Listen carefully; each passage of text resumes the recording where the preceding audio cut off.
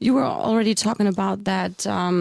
That record label thing that you were struggling with that, but everything is peaceful. Again, isn't it also because, the music industry is damaged because of internet? No one has really that much money. What do you think? What could be a good system for the future to keep bands alive? Or what do you think is the music in 10 years, Shannon? I think 10 years. I mean, it's all going digital.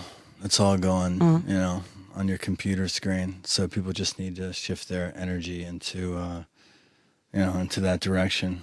I mean, go ahead. Really, at the end of the day, if you make good music that connects with people, then they'll find it. But the record company's job is to figure out how to sell records or make money. Could you live without the internet? Meanwhile, that's a good question. I actually get quite bored of the internet, to tell you the truth. I find that, and I wonder if I've talked to a few other people about this, younger people. I wonder if there's been some sort of plateau in some ways, in some groups, with the amount that we use the internet. I think that as a tool, like a telephone, it'll be really obviously important for the rest of our lives. But I think some of the ways that we think about it, it may be different.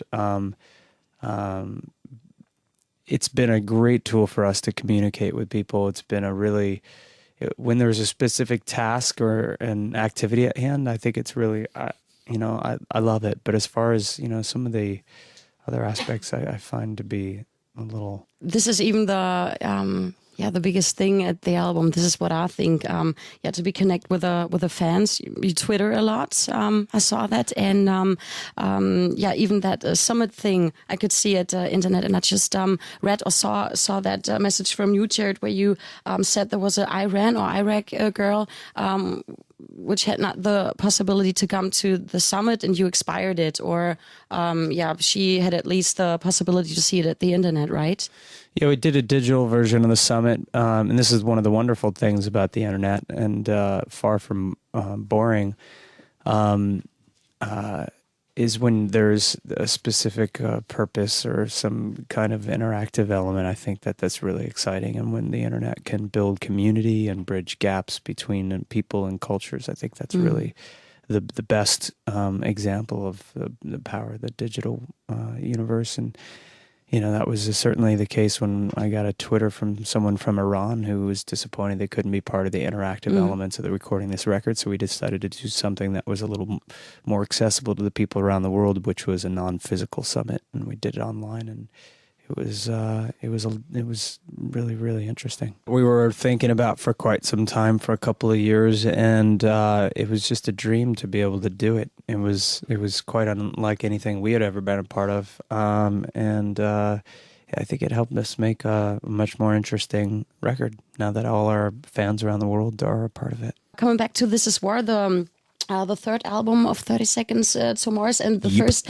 single, Kings and Queens. I must admit, I was getting goosebumps as I saw the video, because the videos for me have always a deeper message. You see all the people which riding bikes in Los Angeles. We ride at the climate change. What do you personally do against it? What should everyone do except of riding bikes? Well, I think the simplest thing that people can do is to take a look at their own lives.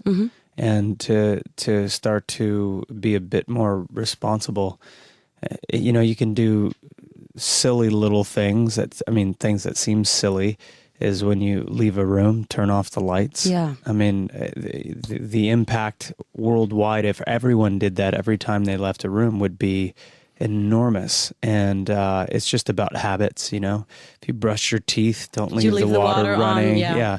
There are little things, or when you go to turn the shower on to get it warm, don't, leave the room and go make breakfast. Yeah. Sleeping with the TV. Yeah, sleeping with the TV. Carpool. But even the simplest thing about the lights is such an easy thing for everyone to do. And I've gotten to the point where I can't leave a hotel room if there are lights on. Yeah.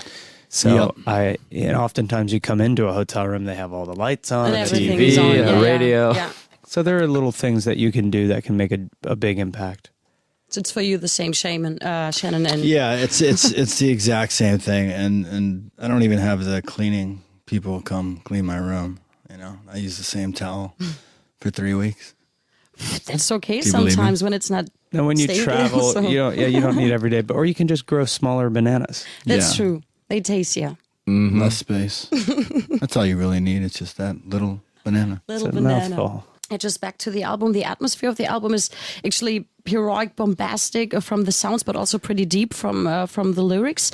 Also, the track "Hurricane" featured by Kanye West. How did that came? Because I can imagine that another artist has to share your philosophy. But I don't know. Maybe I'm wrong. You know, I think there was a mutual respect going on there, and he was really a supporter of what we were doing and liked our music videos a lot, and that's how we met. He wanted me to do a video for him, and he ended up hearing the song. He liked it and agreed to sing on it. Okay, cool. So you had your voice first.